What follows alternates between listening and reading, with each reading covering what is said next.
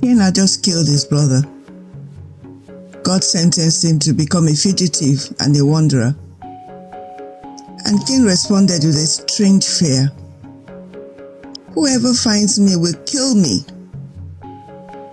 Whoever? Genesis has named Adam, Eve, Cain, and Abel. Abel is dead, yet Cain expects someone else to find him. Then, only a few verses later, Genesis mentions another person we've never met, Cain's wife.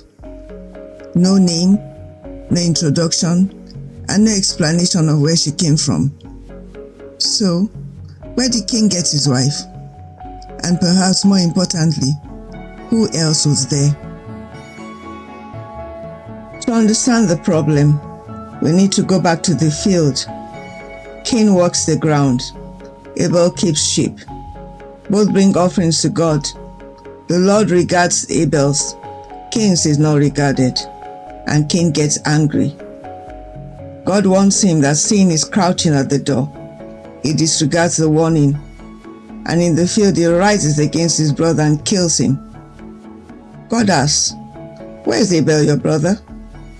Cain answers, "I do not know. Am I my brother's keeper?" But Abel's blood is crying from the ground. Cain is sentenced. The ground will no longer yield to him. He'll be a fugitive and a wanderer. He protests. The punishment is more than he can bear. And then he adds something unexpected. Whoever finds me will kill me. Genesis doesn't identify this person. The Bible doesn't say who, doesn't say when. The fear just hangs there. God responded to Cain, "Not so. If anyone kills Cain, vengeance will be taken on him sevenfold." And the Lord places a mark on Cain, so that no one finding him will strike him down. This still doesn't identify who Cain feared.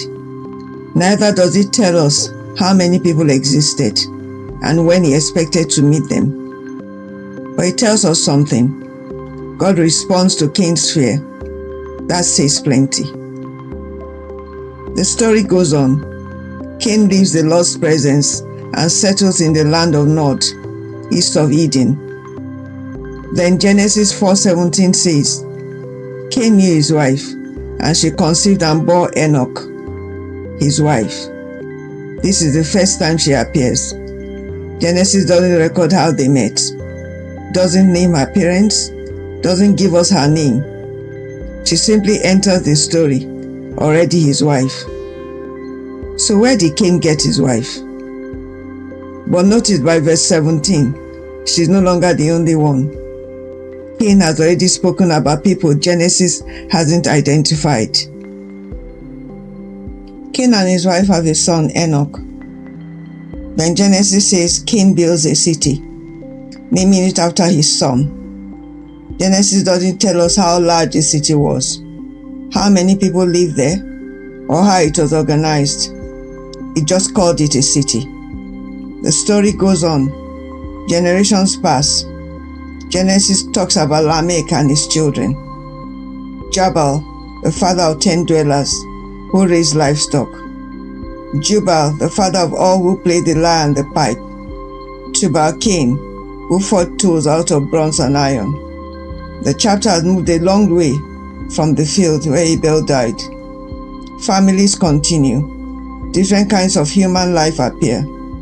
But Genesis still hasn't explained the woman who became Cain's wife, nor identified the people he feared. And we can't fill that gap with guesswork. That path is closed. But Genesis 5 gives us one piece of information Genesis 4 never did. Genesis 5 begins by returning to Adam. This is the book of the generations of Adam.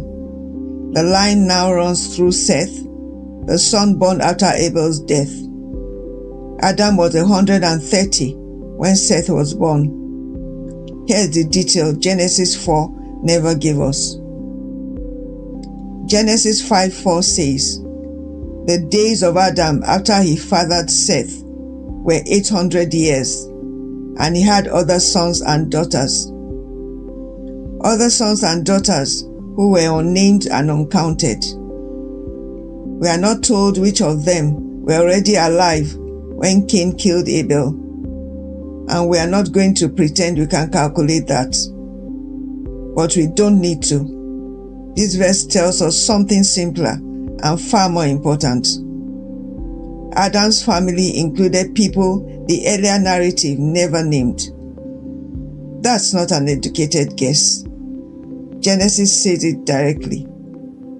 It means Genesis 4 didn't give us a complete list of Adam's family in the first place. So where did Cain get his wife? The honest answer is the one we can't avoid.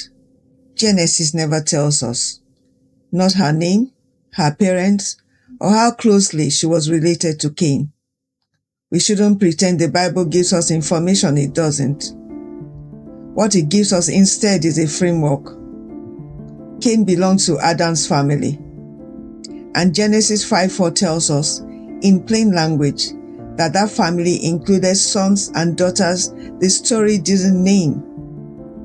Within that framework, therefore, Cain's wife can be understood as belonging somewhere within that unnamed family. Genesis, however, doesn't tell us exactly where.